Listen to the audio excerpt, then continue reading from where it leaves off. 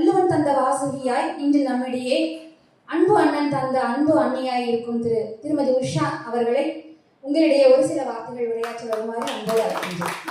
மேடையில் வீற்றிருக்கும் சிறப்பு விருந்தினர் அவர்களுக்கும் இன்றைய நிகழ்ச்சியின் கதாநாயகியாக திகழ்ந்து கொண்டிருக்கும் நமது கிருஷ்ணகிரி மாவட்டத்திற்கே பெருமை சேர்த்து கொண்டிருக்கும் உமாராஜா, முனைவர் உமாராஜா அப்படிங்கிற பட்டம் பெற்றிருந்தாலும் திருக்குறள் உமா அப்படிங்கிறது தான் பொதுப்படையா என்கிட்ட பேசுறவங்களும் சொல்லுவாங்க. உமாராஜா அவர்களுக்கும் இங்கு பார்வையாளராக திருக்குறளுக்காக குரல் கொடுக்க வந்திருக்கும் அத்துணை பார்வையாளர்களுக்கும் எமது இனிய மாலை வணக்கம். உள்ளுவதெல்லாம் உயர்வுள்ளல் மற்றது தள்ளினும் தள்ளாமை நிறுத்து. நம்ம எண்ணக்கூடிய எண்ணமானது உயர்வானதாக இருக்க வேண்டும். அப்படி எண்ணும் பொழுது அந்த எண்ணம் கைகூடாவிட்டாலும் நம்ம எண்ணக்கூடியது எந்த நேரத்திலையும் கைவிடக்கூடாது அப்படிங்கிற மாதிரி ஒவ்வொரு செயல்பாடும் நம்ம திருக்குறள் உமா அடி எடுத்து வச்சுட்டு இருக்காங்க அப்படின்னா அது உண்மையிலேயே போற்றுதலுக்குரியது. நம்மளுடைய தினசரி வாழ்நாளில் எத்தனையோ இடையூறுகள், அதை பெண்களுக்கு சொல்லவே வேண்டாம், அவ்வளோ இடையூறுகள் இருக்கும். அந்த கேமரா முன்னாடி நிற்கும் போது அவங்க எடுக்கிற அந்த டேக்கில் கண்டிப்பாக சோர்வு இருக்கும், இல்லை முகம் வாடி இருக்கும், வீட்டில் ஒரு பெரிய பிரச்சனை நடந்திருக்கலாம். எந்த நிலை இருந்தாலும் அந்த நிலை எல்லாமே தள்ளி வச்சுட்டு ஒரே நிலைப்பாட்டோட அந்த திருக்குறளை குரல் கொடுக்கணும் அப்படிங்கிறதுக்காக அவங்க எடுத்துகிட்டு வந்துட்டு இருக்கிற அந்த முயற்சி மிகப்பெரிய ஒரு பாராட்டுதற்குரியது. என்னுடைய அன்பு கணவருக்கு ஒரு பெரிய ஆசை என்னன்னா 200 திருக்குறளுக்கு ஓவியம் வரைஞ்சார். 1330 குறளுக்கும் ஓவியம் வரையணும் அப்படிங்கிறது அவருடைய அலாதிய பிரியம். அது என்கிட்ட கேட்டார். ஆனால் ஃபைனான்ஷியலாக அதுக்கு நிறைய சப்போர்ட் தேவைப்பட்டுச்சு.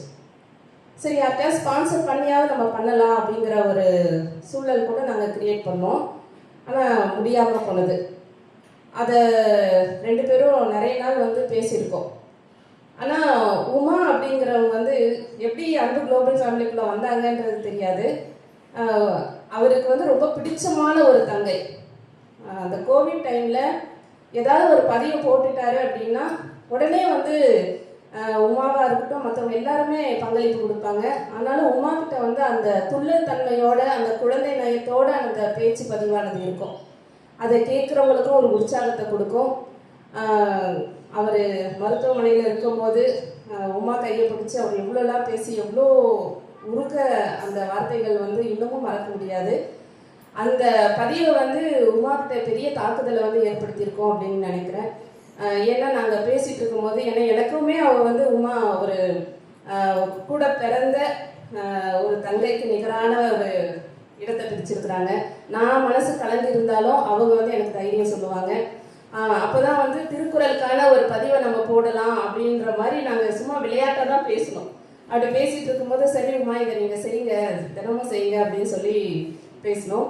ஆனால் அது இந்த அளவுக்கு ஒரு பெரிய ஒரு நிகழ்வாக மாறும் அப்படிங்கிறது எதிர்பார்க்கவே இல்லை. ஒரு நம்ம மாவட்டத்துக்கும் சரி, அதே போல் மாவட்ட நம்மளுடைய சிஓ சார்கிட்ட கூட நான் பேசியிருக்கேன். சார் இந்த மாதிரி இவங்க இப்படி ஒரு செயல்பாடை தினமும் செஞ்சுட்டு இருக்காங்க அப்படின்னு சொல்லிட்டு அவரு ஆச்சரியமாக கேட்டார். 1330 குறளையும் முடிச்சுட்டு அதை அவருடைய கையால் நாங்கள் அரங்கேற்றம் செய்யணும் அப்படிங்கிறது ஒரு பேச்சுவார்த்தையில் போயிட்டுருக்கு.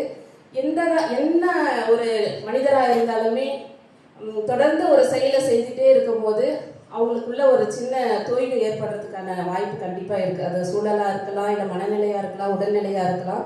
இதையெல்லாம் கடந்து ஒரு மனிதருக்கு பாராட்டு அப்படிங்கிறதும் ஊக்கம் அப்படிங்கிறதும் தேவைப்படுது. அதனால நம்மளால முடிஞ்ச ஒரு சின்ன பாராட்டை தெரிவிக்கணும் அப்படிங்கிறதுக்காக தான் இன்றைய ஒரு நிகழ்வானது ஏற்பாடு செய்யப்பட்டது.